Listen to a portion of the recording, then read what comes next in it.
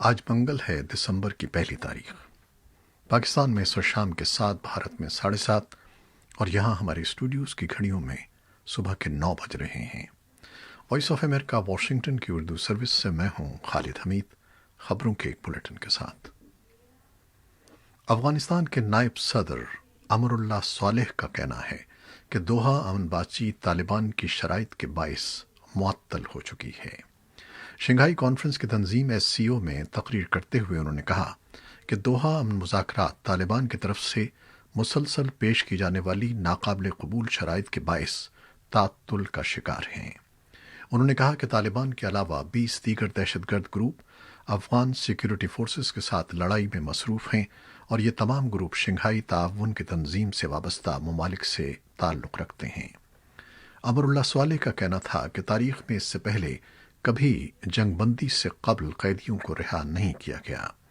ان کے مطابق طالبان نے امریکہ کو یقین دلایا تھا کہ قیدیوں کی رہائی کے بعد وہ افغان حکومت سے براہ راست مذاکرات کے لیے آمادہ ہوں گے، تاہم ان کا کہنا تھا کہ بدقسمتی سے طالبان نے امریکی فوجیوں پر حملہ نہ کرنے کے سوا تحریری اور غیر تحریری تمام سمجھوتوں کی نفی کی ہے۔ افغان تجزیہ کاروں کا کہنا ہے کہ نیٹو کے سیکرٹری جنرل ینس اسٹالٹنبرگ نے پیر کے روز افغانستان کے بارے میں جو بیان دیا ہے، اس سے ظاہر ہوتا ہے کہ نیٹو کے رکن ممالک کو دوحہ امن مذاکرات کے ناکام ہونے پر تشویش ہے۔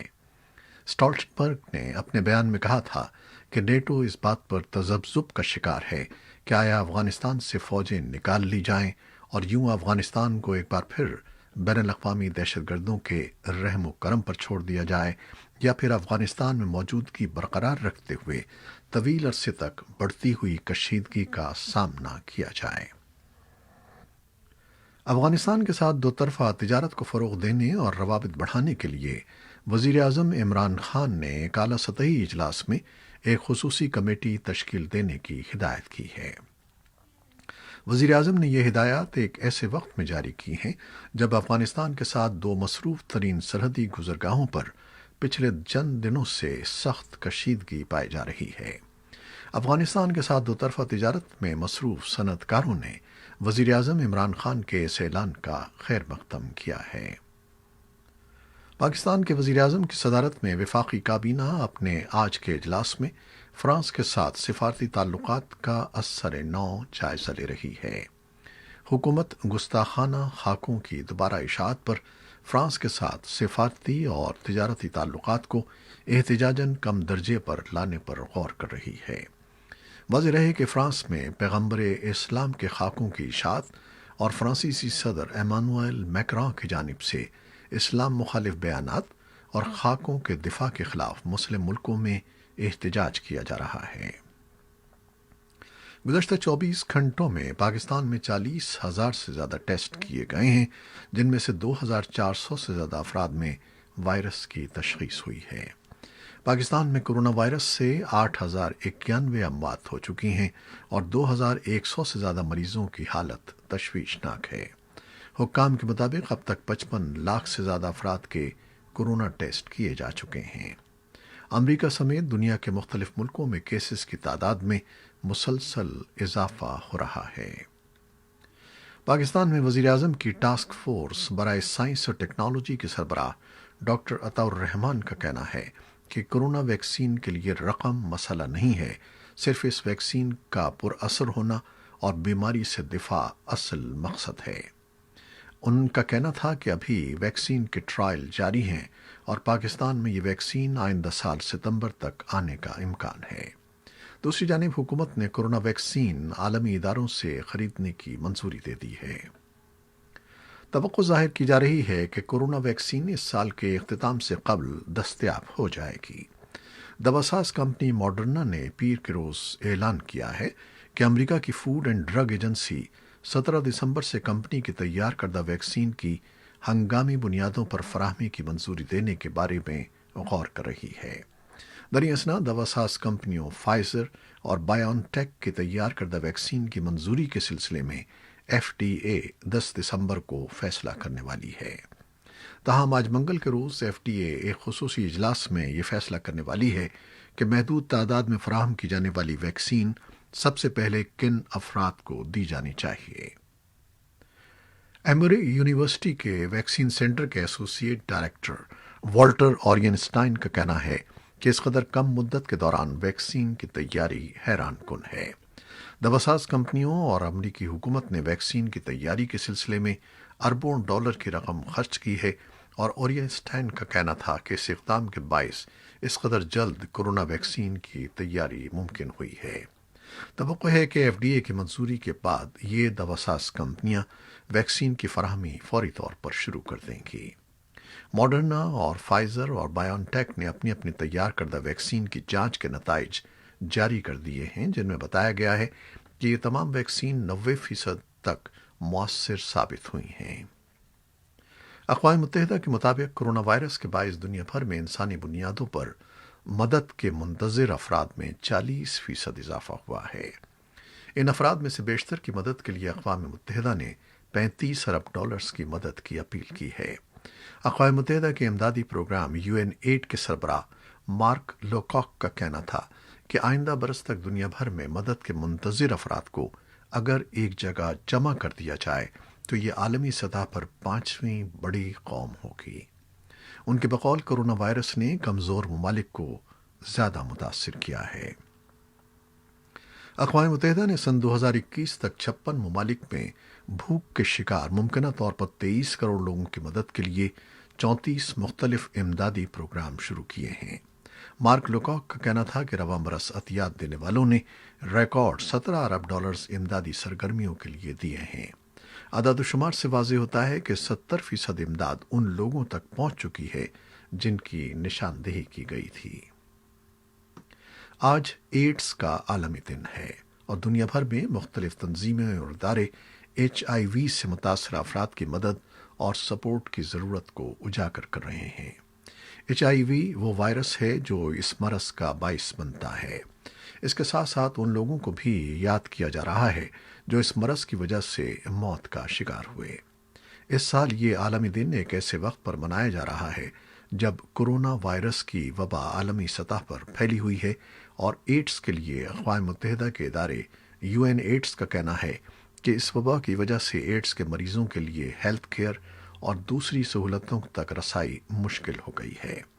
ادارے نے اس مرض کے ساتھ جڑے اسٹگما، بدنامی اور عدم مساوات جیسے معاملات کی جانب بھی توجہ دلائی ہے۔ ادارے نے حکومتوں پر زور دیا ہے کہ وہ HIV اور دوسری وباؤں کی روک تھام کے لیے زیادہ وسائل مختص کریں۔ اس وقت دنیا میں تقریباً 38 ملین افراد HIV سے متاثر ہیں۔ دنیا کے کئی دیگر ممالک کی طرح پاکستان بھی کورونا وائرس کی وبا کے باعث HIV سے متاثرہ افراد کا علاج بڑھانے کے ہدف کو پورا کرنے میں ناکام رہا ہے۔ ملک میں اس وقت HIV ایڈز کا شکار افراد میں سے ایک اندازے کے مطابق صرف 13% لوگ ہی علاج کی سہولیات حاصل کر پا رہے ہیں۔ دوسری جانب صوبہ سندھ کا شہر لاڑکانہ، جہاں سن 2019 میں بڑی تعداد میں کیسز سامنے آئے تھے، وہاں اب بھی HIV کے نئے کیسز سامنے آنے کا سلسلہ جاری ہے، اور ضلع میں متاثرہ بچوں کی تعداد ہی 1000 سے زائد ہو چکی ہے۔ تاہم حکام کا کہنا ہے کہ ایڈز کے مہلک مرض پر قابو پانے کے لیے متعدد اہم اقدامات کیے گئے ہیں، جبکہ بڑے پیمانے پر اسکریننگ کا کام بھی جاری ہے۔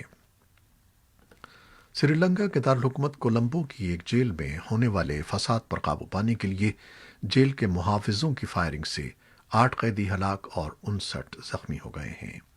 پیر کے روز عہدیداروں کا کہنا تھا کہ 2 جیل محافظ بھی شدید زخمی ہوئے ہیں۔ سری لنکا کے جیلوں میں جہاں گنجائش سے کہیں زیادہ قیدی رکھے جا رہے ہیں، کورونا وائرس کی عالمی وبا کی وجہ سے بے چینی پائی جاتی ہے۔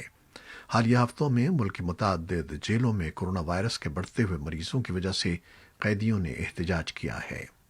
پولیس کے ترجمان اجیت روہانہ کا کہنا تھا کہ اتوار کے روز کولمبو سے کوئی 10 میل دور مہارا جیل میں قیدیوں نے ہنگامہ شروع کیا تو ڈیوٹی پر موجود اہلکاروں نے صورتحال کو قابو پانے کی کوشش کی۔ انہوں نے بتایا کہ ہنگامہ رہائی اس وقت فساد اور بلوے میں تبدیل ہو گئی جب قیدیوں نے جیل کا کنٹرول سنبھالنے اور سینکڑوں نے وہاں سے فرار ہونے کی کوشش کی۔ روہانہ کا کہنا تھا کہ قیدیوں نے مبینہ طور پر جیل کی عمارت کے ایک بڑے حصے کو نقصان پہنچایا، जिसमें दफातर भी शामिल हैं। इस पर जेल के मुहाफिजों ने गोली चला दी, जिससे 8 कैदी हलाक और 59 जख्मी हो गए, जबकि 2 गार्ड भी शदीद जख्मी हुए हैं।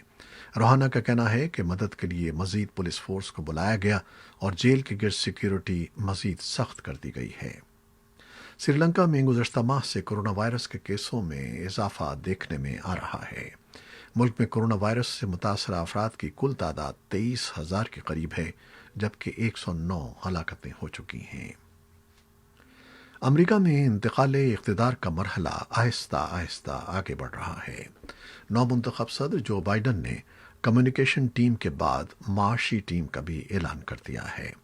अमरीका में इंतकाल इख्तिदार के मुतल्लिका महकमे ने गुज़श्ता हफ्ते ही बाइडन की बाज़ाब्ता तौर पर कामयाबी की तस्लीम की थी, जिसके बाद नौमुंतखब सदर ने बाकायदा तौर पर इंतकाल इख्तिदार का अमल शुरू कर दिया था।